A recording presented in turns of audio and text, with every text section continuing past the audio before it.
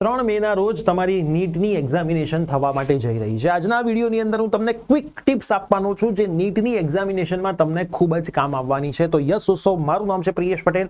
આપ સર્વેનું ખૂબ ખૂબ હાર્દિક સ્વાગત છે પ્રિય સર જ્ઞાનપીઠ યુટ્યુબ ચેનલની અંદર। સૌથી પહેલા તો ચેનલ પર નવા છો સબસ્ક્રાઇબ કરી દો। તમારી આખી એડમિશન પ્રોસેસ આપણી આ જ ચેનલ ઉપર ચાલવાની છે। તો ચેનલ પર નવા હોય સબસ્ક્રાઇબ કરીને વોટ્સએપ ગ્રુપ એડમિશનના બનાવેલા છે, ડિસ્ક્રિપ્શનમાં લિંક છે। પહેલા ના જોડાયેલા હોય તો જોડાયેલા રહેજો, બધી જ માહિતી મળતી જશે। તો હવે હું વાત કરું તમારે કઈ કઈ વસ્તુઓનું ધ્યાન રાખવાનું છે। તો સૌથી પહેલા એક્યુરસી વધારવાની રીતો છે, જેની અંદર OMR ભરતા પહેલા તમારે ધ્યાનથી OMR ને ચેક કરીને શાંતિથી ભરવાની છે।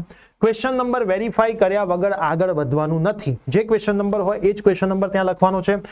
પહેલા વિચાર ઘણીવાર સાચો હોય છે, બરાબર, બીજો જે વિચાર આવે ને ઘણીવાર ખોટો હોય। તો પહેલો વિચાર તમારો આન્સર માટે જે આવ્યો છે એના ઉપર ટ્રસ્ટ રાખો।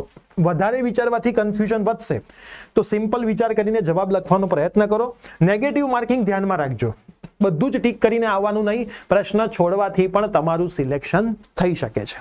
એના પછી સોલ્વ કરવાની ટેકનિક હું જણાવું તો ઈઝી ક્વેશ્ચનને પહેલા એટેમ્પ્ટ કરો, ટફ ક્વેશ્ચનને માર્ક કરીને આગળ વધવાના ટીક માર્ક કરી દેવાનું કે ભાઈ મારો આ ટફ ક્વેશ્ચન છે, હું અત્યારે કરીશ નહીં, પછી હું શાંતિથી એને કરી દઈશ।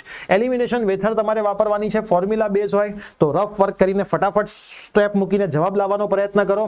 મેમરી રિકોલ માટે ચેપ્ટરને ઇમેજિન કરો કે ભાઈ આ ચેપ્ટરની અંદર કેટલી વસ્તુઓ હતી ને કયો કન્સેપ્ટ આમાં તમારો લાગશે। વિકલ્પો તમે જ્યારે વાંચો તો ચારેય ઓપ્શન વાંચો, બે સમાન લાગે તો વર્ડિંગને કમ્પેર કરો।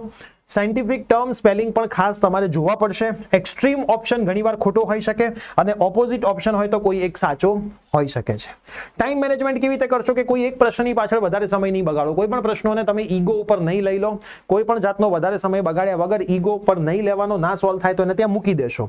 3 રાઉન્ડની મેથડ વાપરો, પહેલા ઈઝી સોલ્વ કરો, પછી મીડિયમ અને પછી ટફ, અને છેલ્લે રિવ્યુ માટે પણ થોડોક સમય રાખજો। ઘડિયાળ ઉપર નજર રાખજો અને જરાય પણ પેપર અઘરું આવે સહેલું આવે ગભરાવાની જરૂર હોતી નથી।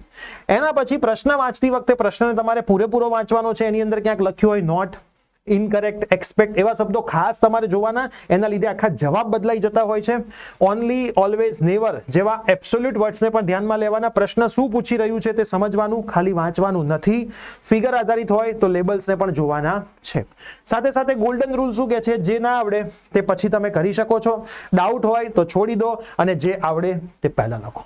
તો આટલા નિયમોને તમે નીટની એક્ઝામિનેશનમાં ફોલો કરશો તો આઈ હોપ સરસ રીતે તમે તૈયારી કરી છે, એ તૈયારીને બતાવવા માટેનો દિવસ તમારી પાસે છે તો તમે એને ત્યાં બતાવી શકશો। જરાય પણ પેપરમાં ગભરાતા નહીં, પ્રિયસર વિદ્યાપીઠની પૂરી ટીમની શુભેચ્છા તમારી સાથે છે।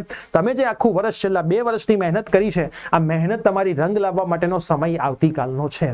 તો સરસ રીતે લખીને આવજો, માતા પિતાના આશીર્વાદ લઈને જજો, ભગવાનના આશીર્વાદ લઈને જજો। અમારા આશીર્વાદ તો ઓલવેઝ તમારી સાથે છે અને સરસ પેપર લખીને આવજો અને એક સરસ ભવિષ્યમાં ડોક્ટર બનીને દેશ માટે ઉજ્જવળ કામ કરજો અને દેશને સેવા આપજો।